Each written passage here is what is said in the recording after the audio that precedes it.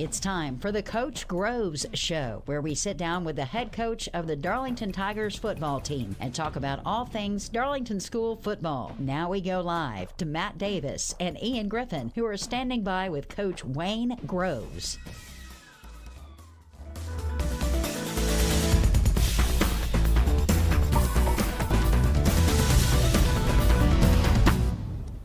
Good evening, ladies and gentlemen, and welcome to the Coach Groves Show, where we talk all things Darlington football with the head Tiger himself, Wayne Groves. The Tigers are 2-0 in region play, and we've got tons to discuss when it comes to last week's game. Coach, we're glad to have you with us tonight, as always. Yeah, glad to be here. Always a pleasure to be on the Coach Groves Show. It kind of makes the show flow. I'm also the cameraman, so I'm it. sorry I got up right as we start the show, but I noticed that Ian was out of the frame. That was going to be a little bit awkward, so sorry about that. It is October, so I was just playing the ghost version of myself there. All right, so we'll just go ahead and jump into our questions. The first thing is 2-0 in region play, the second region game of the year. Successful road trip. You guys went over to Branch Spragg Field at Coosa. You guys were up 28-0 by half, won the game 49-7, Coach. And after a couple of back-and-forth games with Northwest and then Dade County, how great did it feel to have such a fast start and then put on the gas and to just put this thing out of reach early in the game? Well, it's what I expected with our kids. You know, each week we want to keep improving. And if you've watched us play, we definitely have kept improving each week. It's not perfect yet. It's not exactly where we want it. I think we still have some points on the board and definitely some defensive stuff that we can clean up to keep some more points off the board. But, you know, overall we played really well. Fast start. You know, we hit them with all three phases like we've been talking about, offense, defense, and special teams, and it was a good win on Friday. So, Coach, you mentioned it's a different kind of game, and in the last few weeks, you've talked to us about how you've got your guys dialed in on this next play mentality. When it's not back and forth like that, what are the challenges of keeping your kids focused when the game gets out of hand early like that?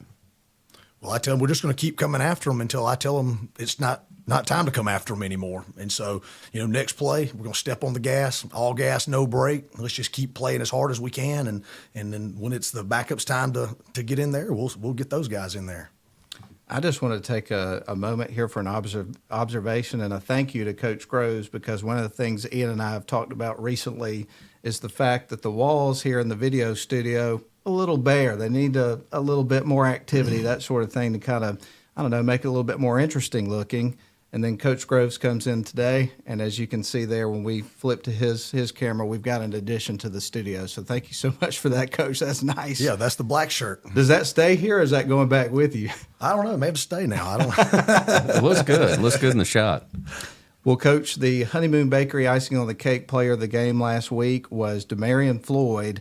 And talk about a young man that had a big game. Ian, we had him with over 170 yards, 8 carries, 3 touchdowns. A couple of them were big long runs. Yeah. I think he had over 200 total yards offense because he had a long catch as well. So another great game for Demarion. And, you know, we've talked about him before and what he brings to the team, so we wanted to flip it around. If you were scouting the Tigers and you see Demarion, what are you thinking about how you have to adjust to handle a player like him? Well, you definitely have to leave, you know, enough in the box where he's going to have problems. And then, but the problem is, you know, you load the box, and now you got to deal with Talon and Aiden Davis and some of those guys outside. And so, you know, it wouldn't be an easy task.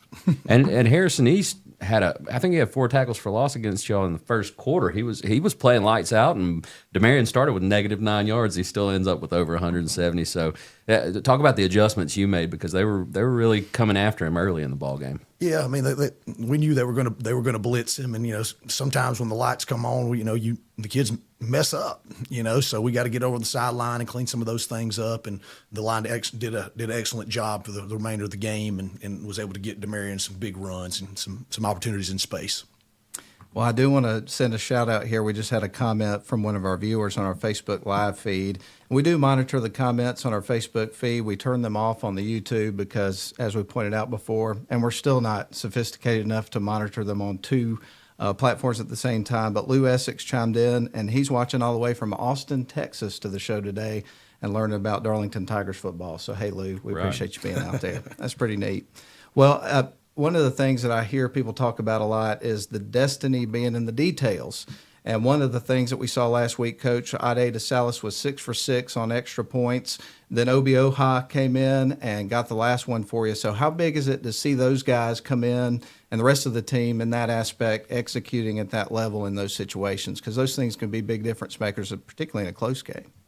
Oh, yeah. I mean, we kick PATs and field goals every single day. Every time we practice, we're working that special team just because we don't want to leave points off the board. So we're working on the steps and fundamentals up front with our alignment and our wings, and then we're working on that snap and that good timing and getting the ball on the tee and getting it up through the goalpost. I mean, it's not just easy. You know, a lot of folks think it's like a video game. That's kind of automatic, but it takes a lot of work to get that right, especially at the high school level. So, and I know you work on simulating that in practice, but you even got a couple of field goal attempts late. They didn't go through the uprights. You had plenty of leg, even on the long one, it looked like.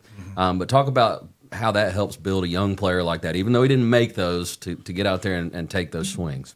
Yeah, I mean, you're just not going to get those type of those reps with that kind of pressure for those kickers, you know, at practice. You can try to simulate that and yell at them and you know, try to get in their head a little bit, but nothing's like that Friday night reps. So I thought that was important. We got in those situations where we had some young guys in the ball game, and we necessarily wouldn't want to try to score another touchdown, but you know, we wanted to get them some opportunities right there. So you know, he wasn't successful, but I think that moment may open up, you know, his confidence, so he does make the next ones later on down the road. And Coach, you know, even though you guys won the game 49-7, you guys can already touch on this a little bit. But coaches are experts at finding the stuff on film that needs a little bit of adjustment, some fine-tuning, that sort of thing. So when you watch the film from last week's game, what were some of the things that stood out to you, you know, that are still kind of a work in progress that you want to see, you know, a bit better moving forward? Well, some of the blitzes that we didn't pick up early in the first quarter, where they hit us on some negative plays, some of that, just some technique things up front, you know, hand placement, you know, making sure we're striking and staying low and flat backed up front, you know, playing the appropriate technique, linebacker reads, and then DBI discipline. You know, we're constantly on those things.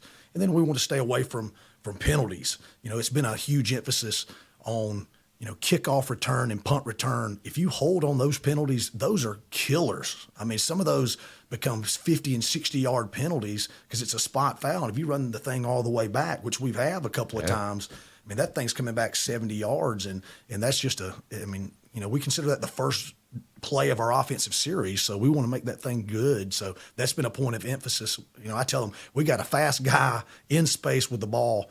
The other team's got the problem. You don't have to hold. Just get in the way, and then once you feel like you're holding, let him go.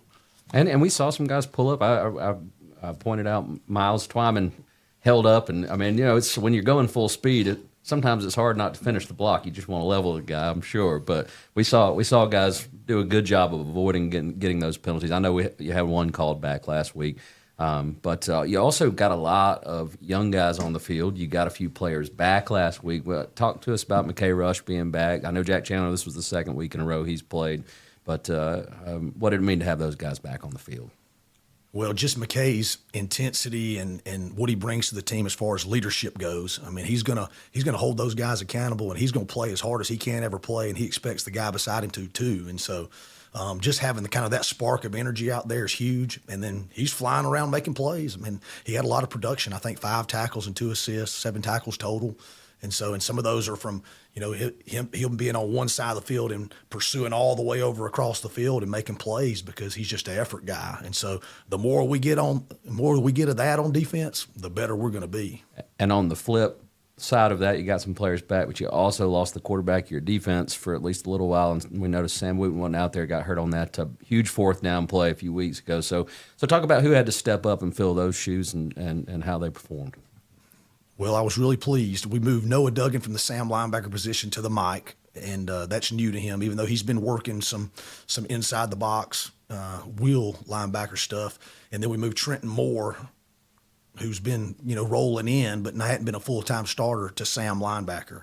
And so, you know, both of them played really solid, not perfect, but really solid. And both of them made a lot of production and made a lot of plays. They both had a lot of tackles.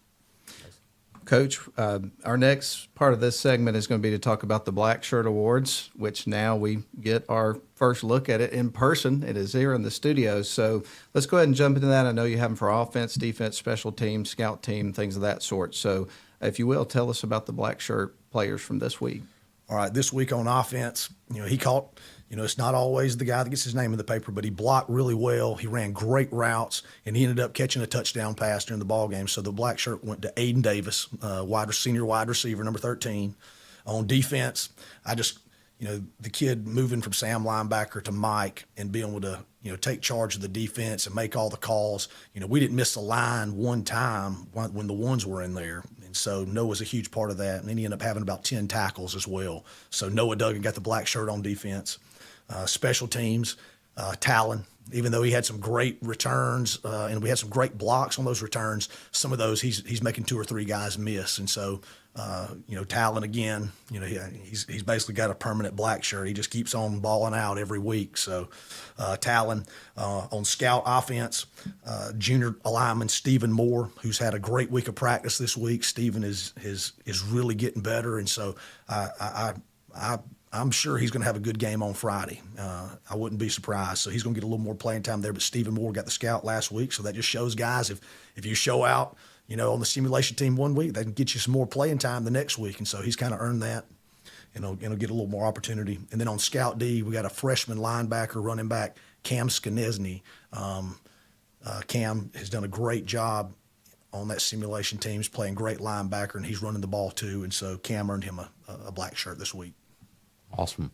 Now, you got some young players in the game. Are there guys who are obviously they have to do that in practice, but are there some of the younger guys who we will see get more reps as the season goes on?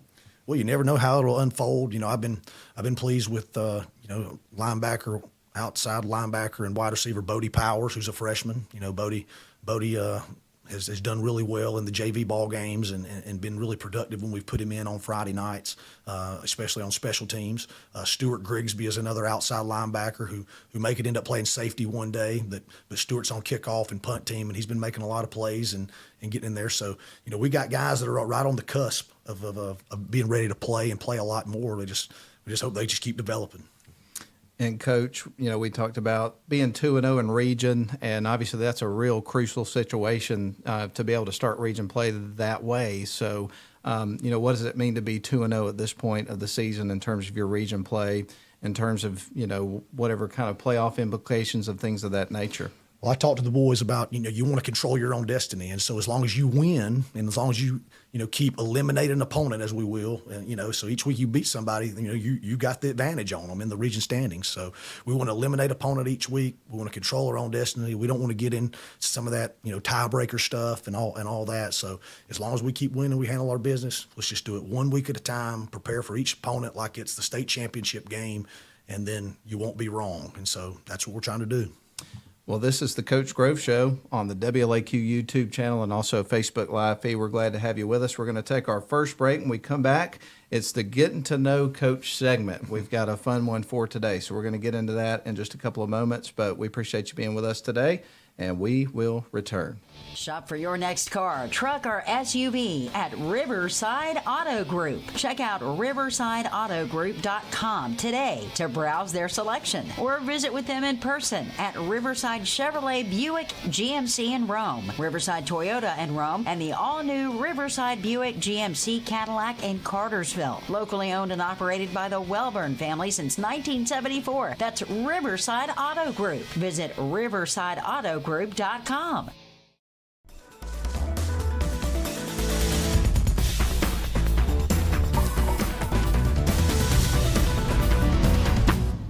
All right, we're back on the Coach Grove Show, and Ian, you came up with the question for today, so let's have the Coach Grove's Getting to Know Coach segment of the week, man. Well, Coach, we've talked movies, pop culture, sports. What are your hobbies outside of sports, man? What else do you do to find enjoyment in life?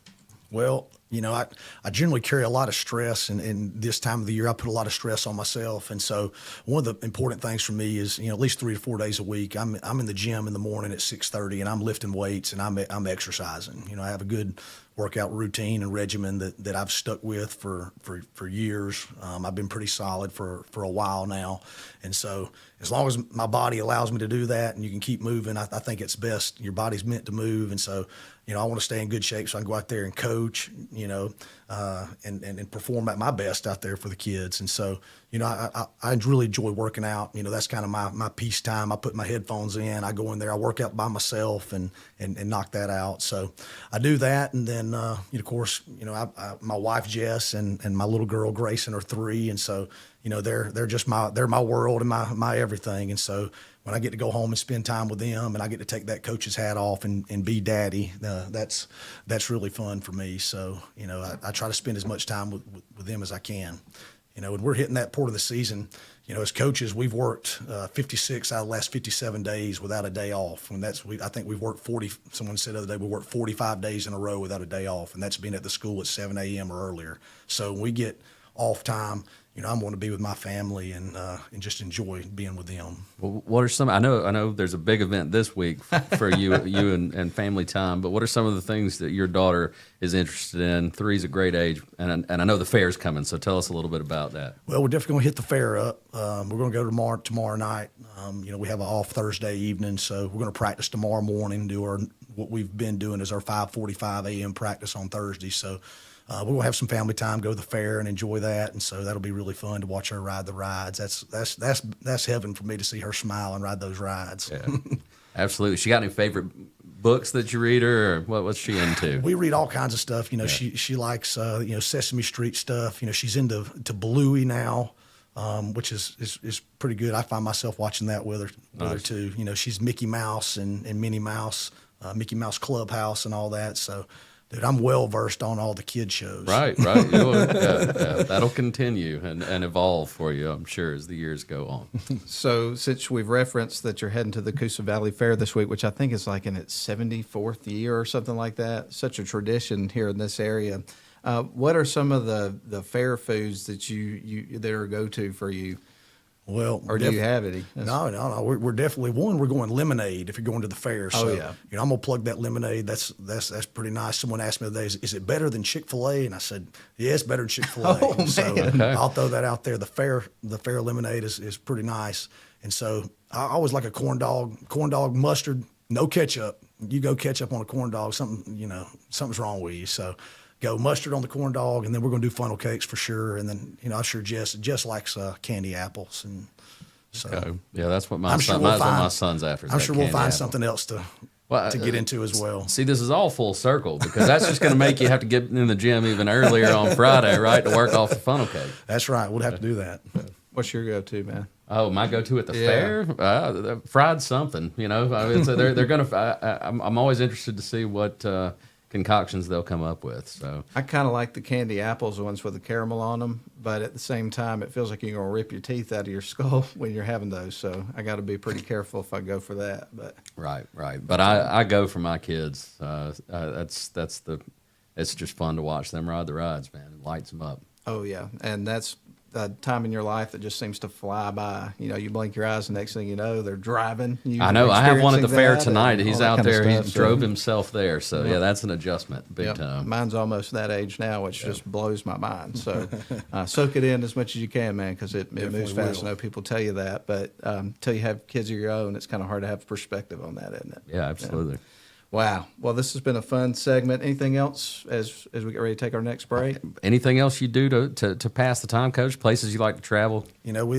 My wife, I think she'd kill me if I didn't take her to the beach during the summer, during the dead weeks. And so we really enjoy the beach and just be able to sit there and relax and watch Grayson play and just kick your feet up. And we enjoy the beach. Now, are you one of those dads that gets up early, goes and stakes claim on your space, sets up your tent, rolls the wagon down? Is that your role?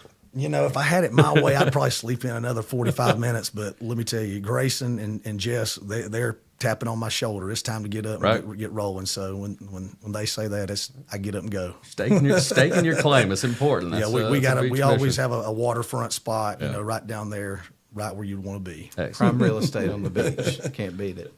Well, that's going to put a wrap on this segment, our Getting to Know Coach segment of the week. When we come back, we're going to turn our attention to the Chattooga Indians, which I know that's what your focus has been all week long, getting ready for this team, and another region opportunity coming up at Chris Hunter Stadium. We're also going to talk about Alumni Weekend a little bit because that's this weekend, big deal. So we'll definitely touch on that when we come back. But this is the Coach Grove Show. We're glad to have you with us, whether you're watching on our Facebook Live or YouTube, and we'll be back in just moments. Shop for your next car, truck, or SUV at Riverside Auto Group. Check out riversideautogroup.com today to browse their selection or visit with them in person at Riverside Chevrolet Buick GMC in Rome, Riverside Toyota in Rome, and the all-new Riverside Buick GMC Cadillac in Cartersville. Locally owned and operated by the Welburn family since 1974. That's Riverside Auto Group. Visit riversideautogroup.com.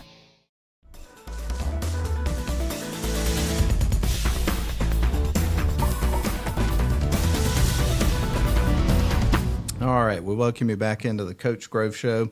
In this segment, we're primarily going to talk about the upcoming opponent here coming up this Friday, Chattooga coming to town to play at Chris Hunter Stadium. But before we jump into that, Coach, let's talk a little bit about Alumni Weekend and what that means. And really what I'm getting at is from a football perspective, I know there'll be a lot of former players that will probably come to the game. There typically would be.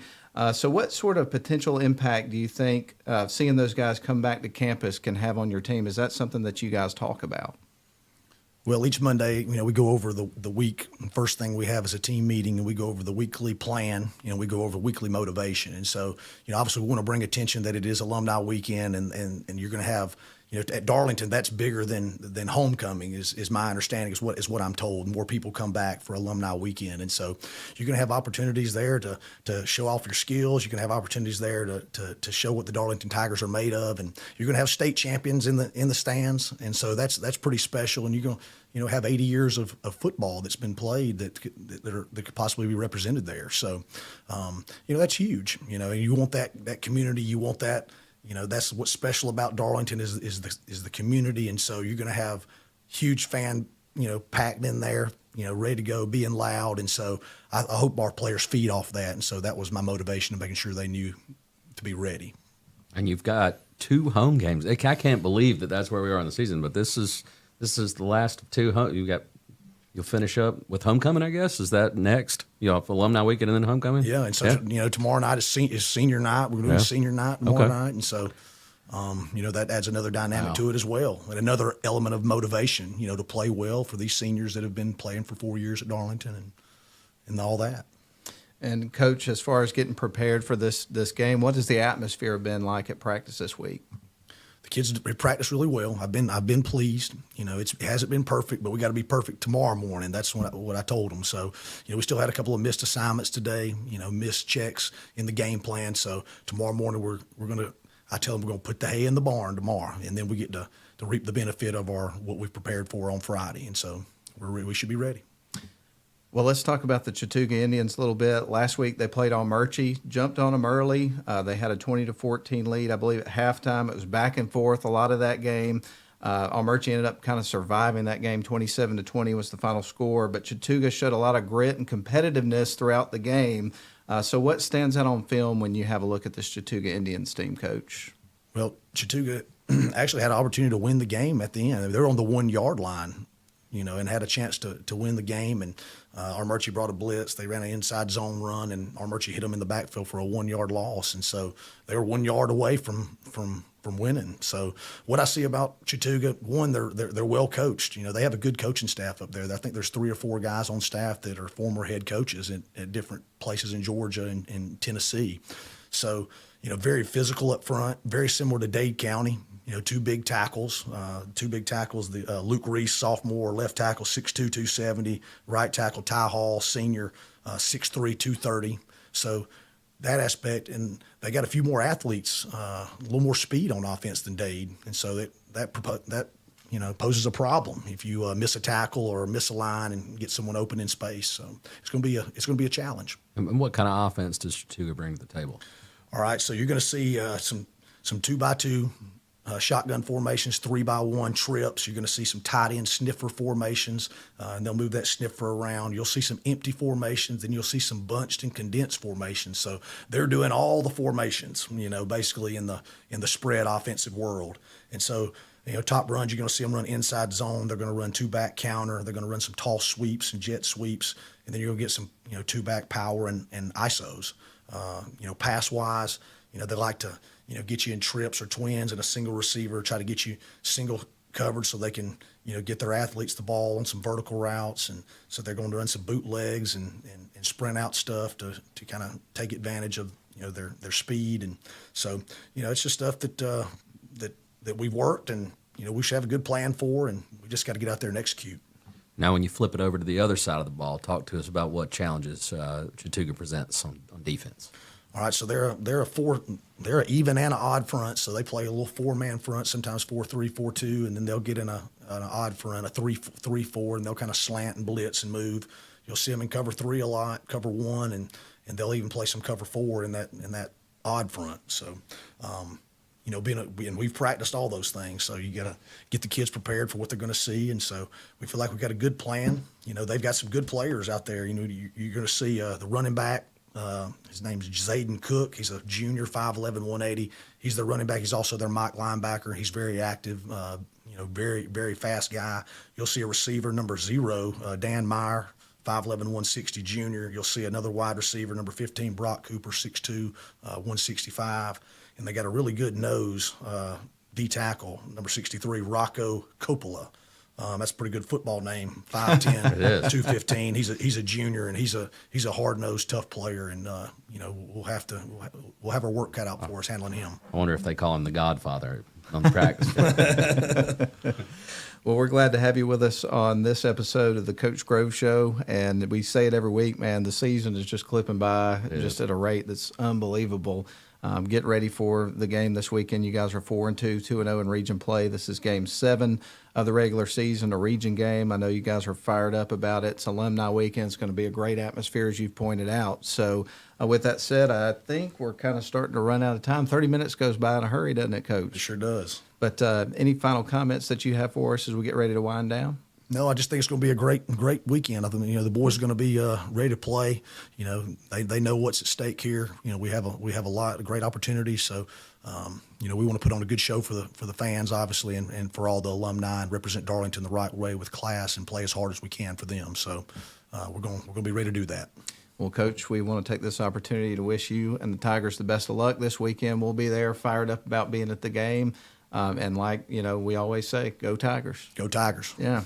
And I do want to let everybody know that we hope and encourage you to go to the game, because there's just nothing like being there in person. And obviously, as we talked about a lot on the show, players and the coaches, everybody feeds off the energy. One of the comments I heard one of the parents make on our scoreboard show after the game the other day was talking about Coach Groves and his energy that he brings to the game and how fired up you get and all that kind of stuff. And so, that's awesome, man. We love seeing that and the enthusiasm that you and the guys bring to what you do. That's a lot of fun. Yeah. Anything else for you, Ian? Hey, we'll be dying to know what you eat at the fair tomorrow night, and want to hear all about the good times had there, and look forward to watching the Tigers on Friday night. Sure. Thank you, guys. Appreciate y'all. All right, well, Tigers host Chattooga Friday at Chris Hunter Stadium. Be there, and if you can't, we'll have you covered on WLAQ, and Darlington will have the live stream produced by Northwest Georgia Media. With that, we'll bid you adieu and say goodbye, but go Tigers, and hope everybody has a wonderful rest of your week, and we'll talk to you coming up on Friday. That's going to put a wrap on this edition of the Coach Grove Show. We appreciate you tuning in. Thank you for tuning in to this week's edition of the Coach Groves Show. We invite you to join us again next week as we discuss all things Darlington football with head coach Wayne Groves. Go Tigers!